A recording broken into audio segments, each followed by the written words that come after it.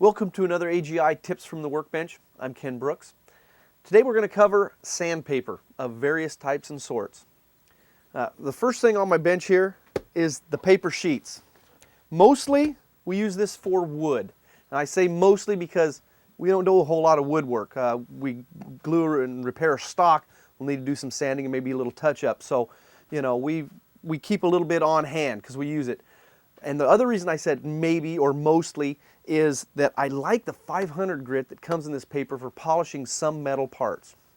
For whatever reason, the 600 grit and some of the other stuff doesn't seem to work for me that well, but the 500 in this does.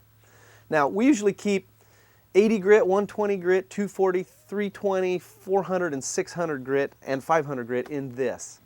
Other than that, we really don't stock all that much. We've had this amount for at least 10 years. So that shows you how much we do. But again, we don't make or refinish wooden stocks. So FYI, just giving you, that's what we use. Next is probably the most common sandpaper that I do use. This is the rolled paper. You can just pull out however much you think you need, tear it off, put it. Now what I use this for, this is the stuff I use the most. I will roll this up on a spindle in my Fordham for polishing chambers, chamfering chambers, that kind of thing, polishing ramps.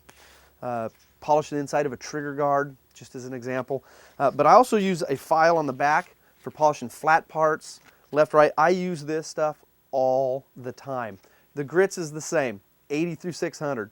The 600 doesn't work as well on this, I have found, for me, as the 500 did in the paper, and I can't explain why. The 600 just seems to wear out extra fast. Whereas the 500 holds up just enough to where I can get that mirror shiny polish that I need on chambers and ramps and whatnot. Last but not least is our 1-inch belts. Now you can see that I got 3 different grits here. Again, we keep the same basic grits except 60 grit. And this Bob got just recently, this particular belt. You can see it's still kind of rough and sharp, and I love it. We kind of have a standing joke in the shop. When Bob's over on the 1-inch belt, I say he's polishing parts because he will get a 400 grit belt that's wore out and he's over there grinding on things and doing whatever. When I go to the 1-inch belt, it's mechanically going. It's not a hand thing, so it's zipping right along. I want to remove metal. So I like the 60 grit, 80 grit, 120 grit. The rest of them, sometimes I'll use if I'm thinning a spring, start out with the heavy grit and work my way down. That way when I get to the buffer, I polish out the last little fine marks in a spring, because again, spring's moving. You don't want it to break at a fracture point, at a scratch in the metal.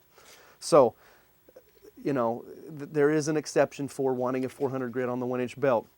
But I really tease Bob because when I'm over there, I like to remove metal. That's what I'm there for.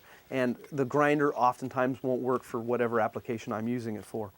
So that's what we use here in the shop. If you find that 1200 grit sandpaper is something you use a lot and you got to have it, and I've seen guys do that. They've got that phenomenally fine, it's like a paper towel that they're rubbing on stuff. Anyway, if that works for you, by all means, use it. This is what we use here in our shop. Again, just giving you a heads up and showing you what we do. I'm Ken Brooks. Thank you.